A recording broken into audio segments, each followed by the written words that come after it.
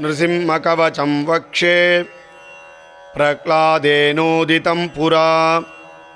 सर्वरक्षाकरं पुण्यं सर्वोपद्रवनाशनं सर्वसम्पत्करं चैव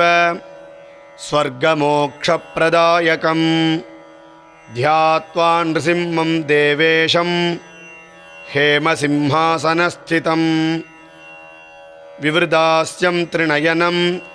शरदिन्दुसमप्रभं लक्ष्म्यालिङ्कितवामाङ्गं विभूतिभिरुपासितं चतुर्भुजं कोमलाङ्गं स्वर्णकुण्डलशोभितं और्वोजशोभितोरस्कं रत्नकेयूरमुद्रितं तप्तकाञ्चनसङ्काशं भीतनिर्मलवाससं इन्द्रादिसुरमौलिस्थ